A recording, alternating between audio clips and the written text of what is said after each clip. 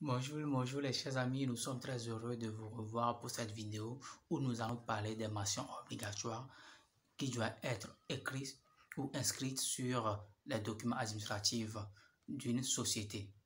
Alors, si vous avez aimé nos anciennes vidéos ou bien vous voulez toujours avoir nos prochaines vidéos, likez cette chaîne et abonnez-vous pour avoir plus d'informations. C'est la page Ellie Lawson.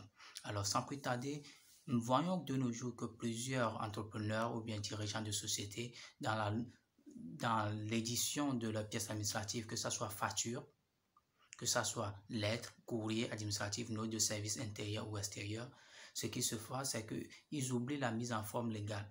Et là, ça peut aussi entraîner des obligations vis-à-vis des tiers et aussi des préjudices en termes de litiges commerciaux. Alors, c'est pour pallier à cette mise en forme qu'aujourd'hui, nous avons prévu faire cette tuto pour expliquer en fond les mentions obligatoires. Selon l'article 17 du droit des sociétés commerciales et des groupements d'intérêt économique de l'espace ORADA, même si nous pouvons remarquer que même en France, il y a surtout les mentions sont obligatoires, presque la même chose. Et nous pouvons aussi remarquer que peu importe votre pays, la pays dans lequel vous êtes, toutes ces mentions sont presque la même. Une société doit avoir un nom commercial. Donc, vous devez mettre le nom de la société sur votre papier en tête. C'est très obligatoire. À part le nom, nous devons aussi avoir, si vous avez un sigle, c'est bon, vous le mettez. Si vous avez un logo, c'est super, vous le mettez. Donc, ces informations, au moins le nom. Ensuite, de précéder aussi suivi de la forme juridique de votre entreprise.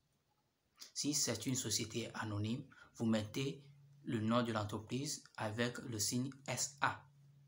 Si c'est une société à responsabilité limitée, donc SARL. Donc, si c'est établissement entreprise individuelle, c'est très important parce que ça montre aussi la forme juridique de votre entreprise. Donc, si vous mettez simplement le nom de votre entreprise sans pouvoir mettre la forme juridique qui suit vos tierces personnes ou bien comme l'entreprise est dans un environnement économique qui influe avec d'autres opérateurs économiques, en termes de litige ou bien de conflit juridique, ça peut aussi vous pénaliser.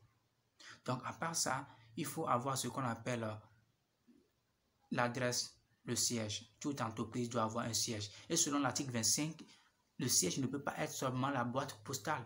Nous voyons des entreprises qui sont sur écran, c'est-à-dire des entreprises 100% Internet, mais pourtant ils doivent avoir obligatoirement un siège physique, géolocalisable. Le siège aussi est important. Donc, nous devons aussi avoir, en plus de ces informations, le montant du capital minimum. Si vous avez une société, il faut un capital minimum. Les SA ont le capital, les SAL ont le capital, vous voyez. Mais si vous êtes un établissement, là, vous êtes délogé de cette obligation d'avoir un capital, vous voyez. Et aussi, il faut aussi obligatoirement le numéro du régime du commerce des crédits immobiliers, de la chambre du commerce selon votre pays. Ça montre que votre structure est légalement installée.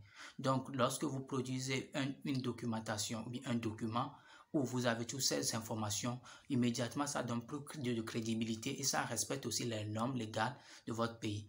Si on peut aller plus loin, si vous avez le numéro d'immatriculation fiscale, c'est-à-dire le numéro du fisc qui vous permet de payer des impôts, là aussi, il faut le mettre. Si vous avez le numéro de la CNSS, comme le cas de mon pays, le Togo, ou bien si vous avez d'autres numéros qui sont des obligations liées à l'entreprise, pourquoi pas? Nous voyons même d'autres entreprises qui vont plus loin, mettre au moins aussi le numéro de leur compte bancaire, leurs adresses, mais leur site internet, c'est vraiment appréciable. Mais il faut savoir, retenons que pour les mentions obligatoires qui doivent être mises sur les factures, nos documentations, il faut obligatoirement le nom de la structure. Le nom est obligatoire. La forme juridique abréviée SA ou SARL, le siège social, le montant du capital et le numéro d'immatriculation fiscale.